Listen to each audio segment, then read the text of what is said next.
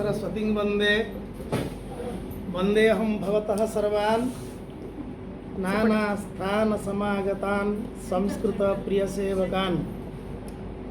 संस्कृतस्य कृते जीवः, संस्कृतस्य कृते मनः, आत्मानम् आहुतं मन्ये वन्दे संस्कृतमातरम्। भारतीय साहित्य शास्त्रे रससिद्धान्तः इति मदीयः विषयः। अमुं विषयम् अधिकृत्य अत्र चर्चां कर्तुं मम कृते अवसरं दत्तवद्भ्यः आर्ष विद्या केन्द्रस्य पदाधिकारिभ्यः, विशेषतः अस्य सम्मेलनस्य निदेशिका महोदयाभ्यः, स्वामिनी आत्म प्रज्ञानंद सरस्वती महाभागाभ्यः प्रणतिपुरस्सरं कार्तज्ञं विनिवेदयामि।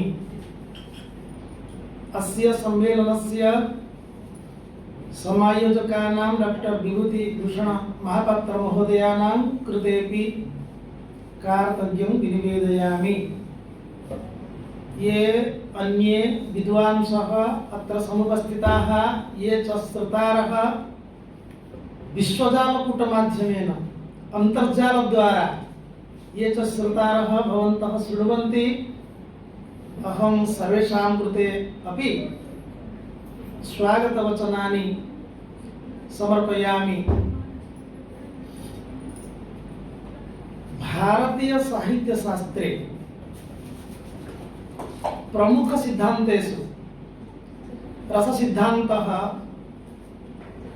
अंगीक्रियते। भवन्तः जानन्ति, भारतीय साहित्य शास्त्रं भरतकालादेव प्रवर्तते। ततः पूर्वं ये केचन आचार्याः तेषां ग्रन्थः, तेषां सिद्धान्तः वा स्वतंत्र ग्रन्थरूपेण वा नोपलभ्यते इति कृत्वा तत्र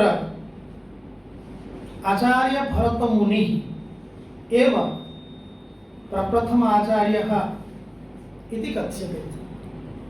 प्रायशः ये प्रमुखाः आचार्याः भवन्ति, यथा भरत, भामह, दण्डी, उद्भट, रुद्रट, वामन, आनंदवर्धन, अभिनवगुप्त, मम्मट, भोजराज, विश्वनाथ, विद्यानाथ, विश्वनाथ, पंडितराज, जगन्नाथ प्रमुखाः, तेषां ग्रहणं भवति। इदानीमपि आधुनिक काले अनेके भारतीय साहित्य शास्त्रकाराः भवन्ति। प्रोफेसर राधावल्लभ त्रिपाठी, प्रोफेसर जयवंत मिश्र, प्रोफेसर इदानीं ये तत्र संपूर्णानंद संस्कृत विश्वविद्यालयतः कुलपति पदात् लब्धावसराः, केन्द्र साहित्य अकादम्याः संस्कृत अलिराज राजेन्द्र मिश्र महोदयाः, अस्माकं ओडिशा राज्ये बहवः लब्धप्रतिष्ठाः विद्वांसः, तेषु स्वर्गतः भगवत् प्रसाद त्रिपाठी महोदयः, येषां रसनिष्पत्ति तत्त्वालोक ग्रन्थः वर्तते। इदानीमपि प्रोफेसर सूर्यमणि रथ महोदयः ये समीक्षां कुर्वन्ति, प्रोफेसर हरेकृष्ण शतपथी महोदयः ये महाकवयः अलङ्कारिकाश्च भवन्ति, बहवः सन्ति। सर्वेषाम् आलङ्कारिकाणाम् अलङ्कार शास्त्रम् अधिकृत्य या चर्चा परंपरा वर्तते, संप्रदाय रूपेण प्रमुखतः षट् संप्रदायः भवन्ति।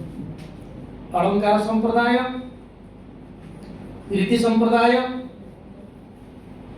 ध्वनि संप्रदाय, औचित्य संप्रदाय, भौतृत्य औचित्य। प्रथमतः रस संप्रदाय, रस, अलंकार, रीति, ध्वनि, वक्रोक्ति, औचित्य रूपेण षट् संप्रदाय तथा प्रसिद्धिः वर्तते।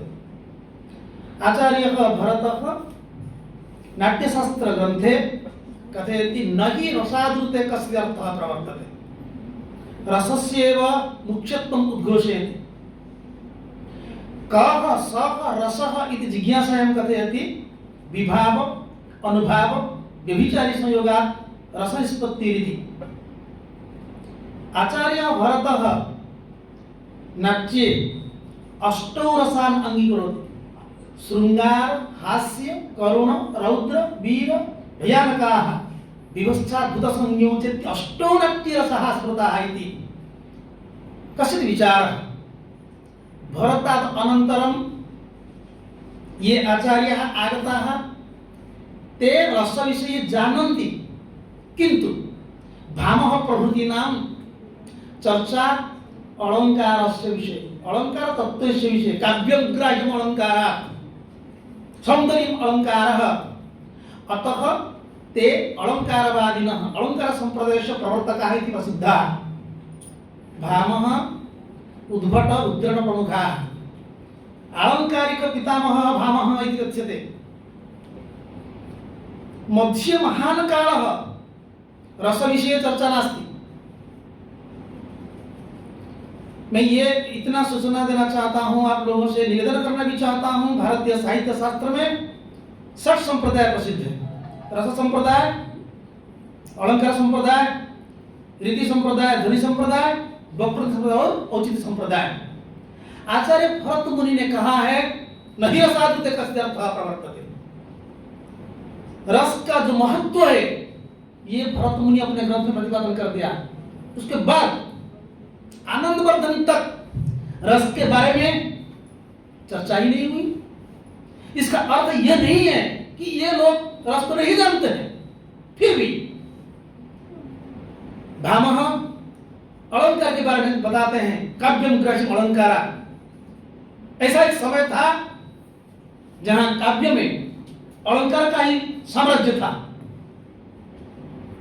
और उसके बाद जब आचार्य आनंदवर्धन का आविर्भाव हुआ ध्वनि संप्रदाय का आविर्भाव हुआ तब फिर रस की चर्चा शुरू हुई आनंदवर्धनः ध्वन्यालोक ग्रंथस्य रचयिता सैव कथितवान् काव्ये सारभूत अर्थ ध्वनि काव्यात्मक ध्वनि आनंदवर्धन के समय में भी ध्वनि के बारे में चर्चा हो रही थी कुछ लोग ध्वनि को एक्सेप्ट नहीं करते थे मानते नहीं थे इसीलिए आनंदवर्धन पूर्व पक्ष का परिकल्पना करते हुए अपने ग्रंथ में प्रथम कारिका में यह सूचना देते हैं काव्यस्यात्मा ध्वनिरिति बुधे यह सम्मानात् पूर्व तस्याभावं जगदुरपरे भक्तमाहुस्तमन्ये केचिद् वाचां स्थितम् अविषये तत्त्वमुचुस्तदीयं तेन ब्रूम सहृदय मनः प्रीतये तत्स्वरूपम ये ध्वनि का स्वरूप विवेचन करने के लिए आनंदवर्धन जी बताते हैं कवि से आत्मा कवि की आत्मा ध्वनि है फिर भी कुछ लोग मानते नहीं है सर्वथा ध्वनि का अभाव है इसलिए वो अभाववादी कहते हैं अभाववादी ना और कुछ लोग कहते हैं कि लक्षणातिरिक्त ध्वनि नहीं है ध्वनि लक्षण का अंतर्गत है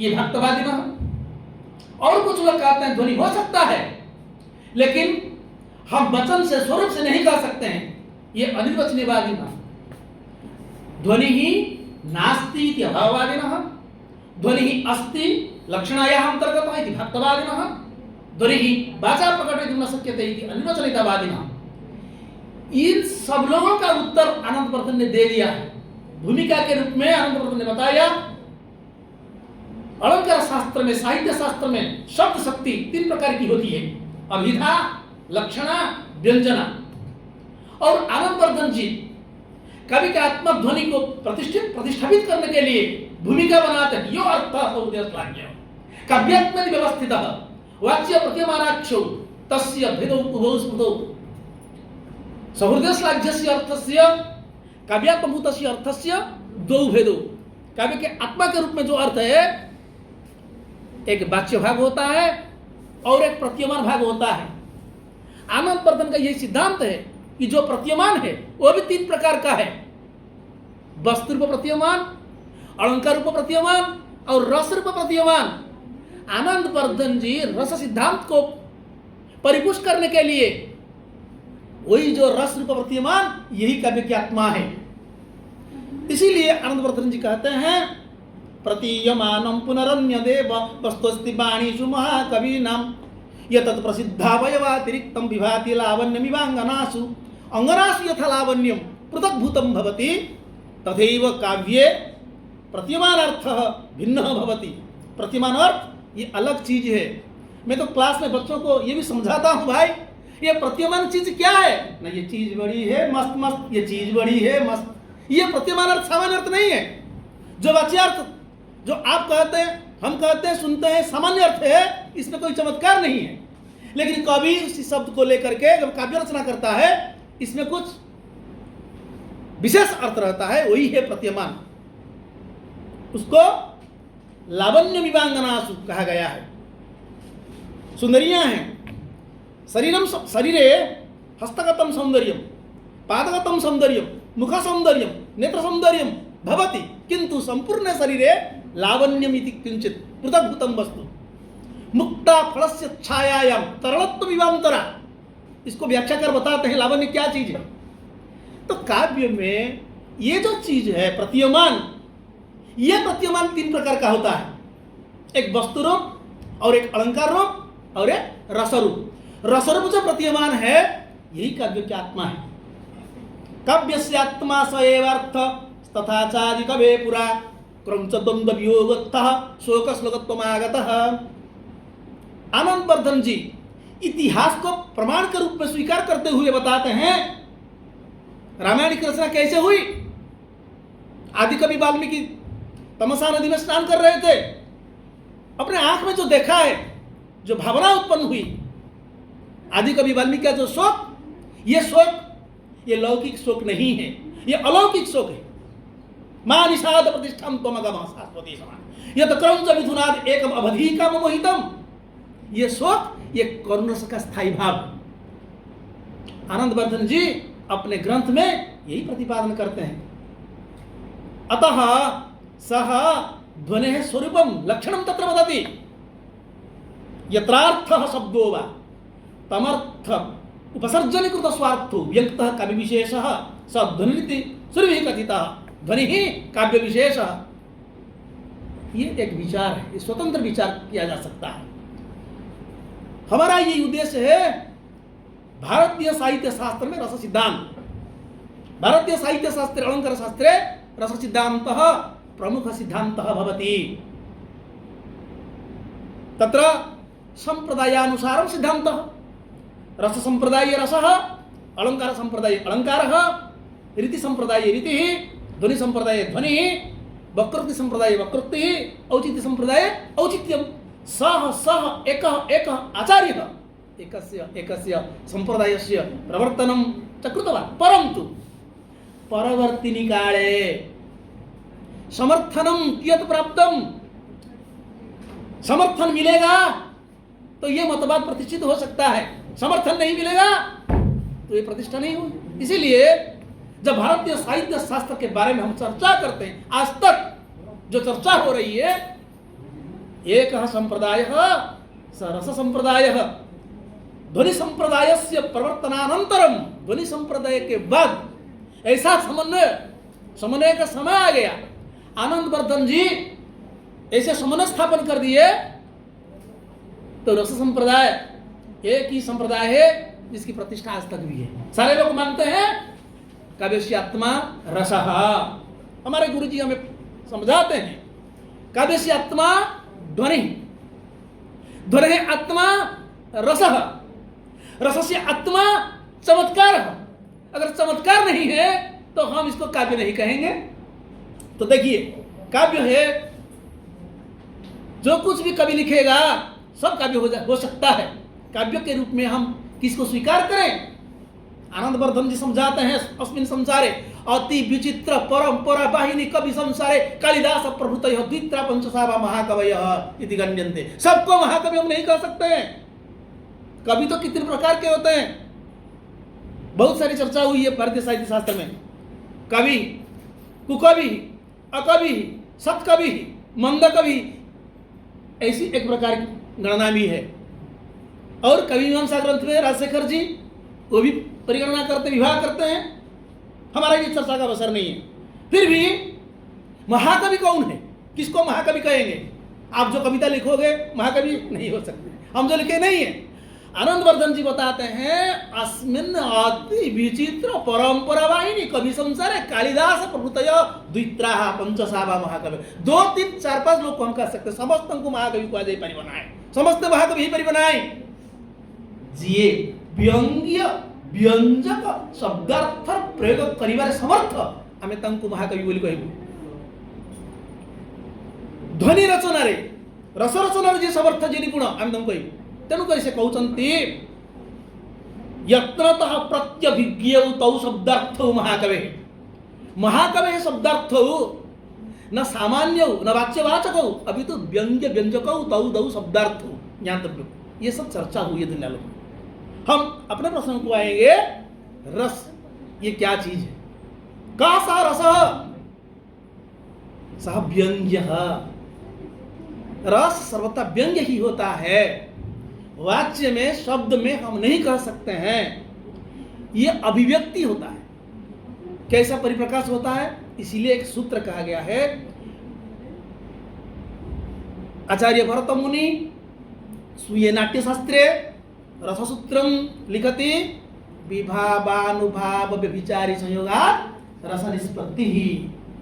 विभाव अनुभाव व्यभिचारी भाव एतेषां मेलनं भवति, तस्मात् रसस्य निष्पत्तिः भवति। एतस्य रससूत्रस्य व्याख्याने ये व्याख्याकाराः सन्ति, तेषु 4 प्रमुखाः सन्ति।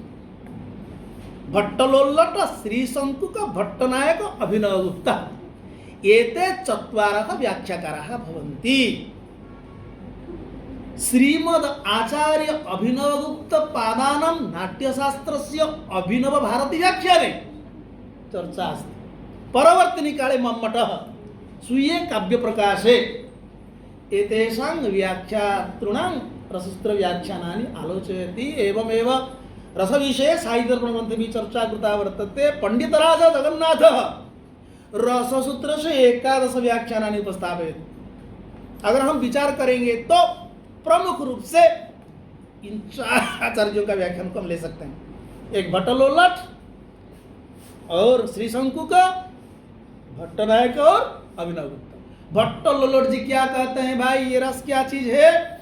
विभाव अनुभाव व्यभिचारी संयोगात् रस निष्पत्ति। और सरल रूप से समझने के लिए हम कहेंगे यहाँ 2 शब्द है, संयोगात् और एक है निष्पत्ति। ये संयोग क्या चीज है और ये निष्पत्ति क्या चीज है, ये दोनों शब्दों को लेकर के विद्वानों की चर्चा हो रही है। संयोगात् उत्पाद्य उत्पादक भाव रूपात संबंधात निष्पत्ति ही उत्पत्ति ही। भट्टलोल्लट के मत में ये जो संबंध है ये उत्पाद्य उत्पादक भाव संबंध है और रस की निष्पत्ति, रस की उत्पत्ति होती है। रसः नित्यः शाश्वतः, रसः परम ब्रह्म स्वरूपः। यह परम ब्रह्म स्वरूप तस्य निष्पत्ति क्या चीज है भाई? ये तो सर्वकालिक है। रस आनंदमय पदार्थ, रसो हेवायं लब्ध्वानंदी भवति। तो इसीलिए भट्टलोल्लट के मत में भी दोष दिखाते हैं। परवर्ती व्याख्याकार श्रीशंकुक जी आते हैं, वो कहते हैं रसः अनुमीयते। भट्टलोल्लट के मत में रसः उत्पद्यते, ये उत्पत्तिवाद के प्रवर्तक हैं। रसः उत्पद्यते, रस की उत्पत्ति होती है। और श्रीशंकुक जी कहते हैं रसः, रसस्य निष्पत्ति नाम रसस्य अनुमिति ही। संयोगात् अनुमाप्य अनुमापक भाव रूपात संबंधात रसस्य निष्पत्ति, रसस्य अनुमिति। ये हमें ऐसे समझाते हैं। एक चित्रतुरग न्याय को पकड़ लिया। चित्रतुरग न्याय क्या है? हम क्लास में पढ़ाते हैं, ब्लैक बोर्ड में एक चित्र कर देंगे, घोड़ा का चित्र बना देंगे, अश्व का चित्र, हर्ष का चित्र बना देंगे और हम कहेंगे भाई ये क्या चीज है? आप लोग कहेंगे घोड़ा दौड़ता है, अश्वधावती। क्या अश्वधावती? अश्वधावती, अश्व घोड़ा दौड़ता है क्या? नहीं है। चित्रतुरग न्याय, चित्रतुरग न्याय का अर्थ यही है। एक चित्र को देख करके हम कहते हैं भाई घोड़ा दौड़ता है, अश्व धावति, वास्तविक रूप में अश्व नहीं होता है। ऐसा ही रंगमंच में एक शकुंतला है और एक दुष्यंत है, दोनों अभिनय करते हैं और हम 100 लोग नाटक देखते हैं, बैठ कर देखते हैं। ओ कथम अयम यह दुष्यंत शकुंतला विषय रतिमान, ये जो दुष्यंत है ये शकुंतला विषय रतिमान है। और दुष्यंत यदा यदा शकुंतला उद्देश्य यद वदति तद रूपम अनघम, तो हम क्या करते हैं, हम आनंद लेते हैं, आनंद अनुभव करते हैं, हम अपने को दुष्यंत समझ जाते हैं, अनुभव करते हैं। ये अनुभव क्या चीज है? देखो कैसे शंकुक जी हमको समझाते हैं, ये अनुमान है, अनुमिति है, ये परिकल्पना है। ज्ञान 4 प्रकार का होता है। तत्र वदति संशय ज्ञान, तत्र सत्य ज्ञानम, मिथ्या ज्ञानम, संशयात्मकम भवति। एवं तत्र कदाचित् अयम दुष्यंत स्यादवान वा अयम दुष्यंत इति दुष्यंत न इति, अतः वदति तत्र मिथ्या प्रतीतिः पुनः संशय प्रतीतिः इति, प्रतीतिः चतुर्विधा भवति इति वदति, चतुर्विधां प्रतीतिं प्रदर्शयति। फिर भी व्याख्याकार कहते हैं भाई ये तो प्रत्यक्ष ज्ञान नहीं है, तो प्रत्यक्षम न भवति, अतः वयं न अंगीकुर्मः। शंकुक के मत में भी दोष दिखा दिया। तो मेरा विचार यही था, विभाव अनुभाव व्यभिचारी संयोगात रस निष्पत्ति, इस सूत्र में एक है संयोगात और एक है निष्पत्ति। संयोगात उत्पत्तिवादी भट्टलोल्लट आदि हमको समझाते हैं उत्पाद्य उत्पादक भाव उत्पाद संबंधात रसस्य निष्पत्ति उत्पत्ति रीति, और ये अनुमितिवादी बताते हैं, शंकुक जी बताते हैं अनुमाप्य अनुमापक भाव रूपात संबंधात निष्पत्ति अनुमिति रीति। और भट्टनायक जी आते हैं, वो बोलते हैं नहीं ये संख्यावादी है, ऐसा नहीं होता है, क्योंकि भट्टलोल्लट के मत में रस की निष्पत्ति नट में होता है, नटे भवति वस्तुतः नटे न भवति, सहृदय सहृदय भवति, सहृदयवानंदम भवति। अतः व्यापार द्वयस्य परिकल्पनां करोति, भावकत्व व्यापार भोजकत्व व्यापार है, तर्हि अत्र व्यापार द्वयस्य परिकल्पनायां रसः भुज्यते। अतः तत्र संयोगात् भोज्य भोजक भाव रूपात् संबंधात् रसस्य निष्पत्ति रसस्य भुक्तिः, तो भुक्तिवाद प्रवर्तक है। लेकिन इस मत में भी दोष दिखाते हैं परवर्ती व्याख्याकार। हम संक्षेप में बताते हैं, संक्षेपेण आलोचयामः वयं भावतत्व व्यापार बड़ेन भट्टनायक प्रमाणयति यत् कश्चित् अलौकिकः व्यापारः तेनैव अलौकिक व्यापारेण शकुन्तला न दुष्यन्तस्य पत्नी रंगमंचे शकुन्तलाभिनयं करोति, सा शकुन्तला दुष्यन्तस्य पत्नी। और देखिए ये जो शकुन्तला अभिनय कर रही है ये तो दुष्यंत की स्त्री है, परदारः न द्रष्टव्या। हम लोग सहृदय सामाजिक है, हम नाटक ड्रामा देखते हैं, नाटक देखते हैं, हम क्यों देखेंगे भाई? ये जो शकुन्तला है ये दुष्यंत की पत्नी, हम नहीं देखेंगे, ये भावना आ सकती है। इसीलिए साधारणीकरण व्यापारः सा एका साधारण कांता सा में गम्या इति एवं रूपेण तत्र भावकत्व व्यापारस्य परिकल्पनां कृत्वा रसस्य निष्पत्तिः रसस्य भुक्तिः रसः भुज्यते भोजकत्व व्यापार इति व्यापार द्वयम्। परवर्ती व्याख्याकार बताते हैं व्यापार द्वयस्य परिकल्पनायामपि अत्रापि दोषः। अनन्तरं श्रीमद् आचार्य अभिनवगुप्तपादाः ते कथयन्ति संयोगात् व्यंग्य व्यंजक भाव रूपात् संबंधात् रसस्य निष्पत्तिः अभिव्यक्तिर्भवति। अभिव्यक्तिवाद उत्पत्तिवादः अनुमितिवादः भुक्तिवादः अभिव्यक्तिवादः। अभिव्यक्तिवादः सर्वैः गृह्यते, रसः अभिव्यज्यते इति कथनेन कोऽपि दोषः न भवति। रसः कुत्र अभिव्यज्यते? कः रसः? स्थायी भावः रसः। मम्मटः स्वीये काव्यप्रकाशे सरलरूपेण कथयति कारणान्यथ कार्याणि सहकारिण्यानि च रत्यादेस्थायिनो लोके तानि च नाट्यकाव्ययोः विभाव अनुभावास्तत् कथ्यन्ते व्यभिचारिणः इति कृत्वा अनन्तरं वदति व्यक्तः स तर्हि विभाववाद्ये स्थायी भावः रसः स्मृतः। रस क्या चीज है? स्थायी भाव ही रस है। सुनिए, हमारे मन में बहुत सारे भाव हैं। भाव चित्तवृत्ति विशेष, चित्त की एक दशा है। कति भावः आगच्छन्ति गच्छन्ति, जायन्ते विलीयन्ते च, जल बुद्बुद प्रायः भवन्ति, जले बुद्बुद प्रायः ते भवन्ति व्यभिचारी भावः। 33 नंबर। 33 व्यभिचारी भावः। केचन भावः स्थिररूपेण तिष्ठन्ति, ते स्थायी भावः। तेषां परिकल्पना आदौ 8 अनन्तरं 9। अतः रतिः शोकश्च हासश्च क्रोधोत्साहो भयं तथा जुगुप्सा विस्मयश्चेति स्थायी भावः प्रकृतितः निर्वेद स्थायी भावोस्ति शान्तोपि नवमो रसः। ये जो स्थायी भाव है, ये स्थायी भाव रस के रूप में अभिव्यक्त होता है। और हम सामाजिक और हम दर्शक और सहृदय जब नाटक को देखते हैं तब आनंद का अनुभव करते हैं। ये जो अभिव्यक्तिवाद, यही अभिव्यक्तिवाद को सारे लोग ग्रहण करते हैं। अतः संक्षेप रूपेण यदि रससूत्रस्य विचारं कुर्मः तर्हि अयमेव निष्कर्षः भवितुम् अर्हति। तत्र श्रीमद् अभिनवगुप्ताचार्यपादानां यः अभिव्यक्तिवादः सः सर्वैः गृहीतः वर्तते। मम शोधपत्रे प्रायः हिंदी भाषया मया यत् शोधपत्रं प्रस्तुतं तत्र 20 पुटात्मकं शोधपत्रं, तत्रैव मम शोधपत्रे सविस्तरं सर्वेषाम् आचार्याणां व्याख्यानानि मया प्रस्तुतानि वर्तन्ते।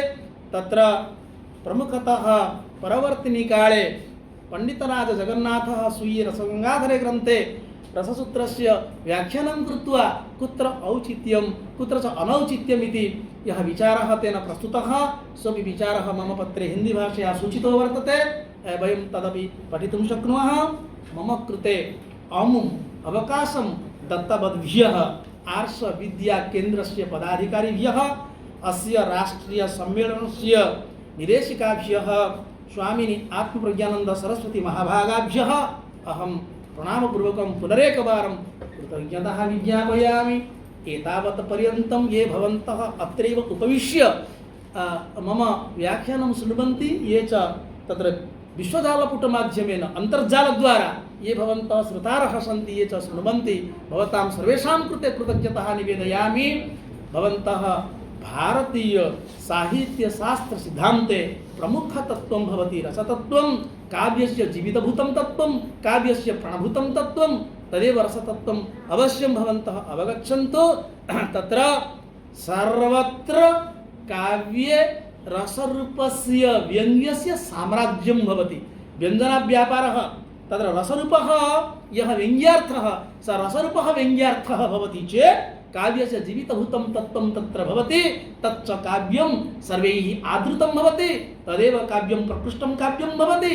अतः सर्वेपि आनन्दवर्धन मम्मट पंडितराज प्रमुखाः सर्वेपि काव्य विभाजन संदर्भे यत्र व्यङ्ग्यार्थस्य प्राधान्यं तदेव उत्तमम् अथवा उत्तमोत्तमम् इत्येव लक्षणं कुर्वन्ति। परवर्तिनि काले अन्ये सर्वेपि आचार्याः तत् अङ्गीकुर्वन्ति इति एतावत् पर्यन्तं भारतीय साहित्य शास्त्र सिद्धान्ते रसतत्व विषये किञ्चित् उक्त्वा मया अत्र विरम्यते। नमो नमः। पुनर्मिलामः। धन्यवादः।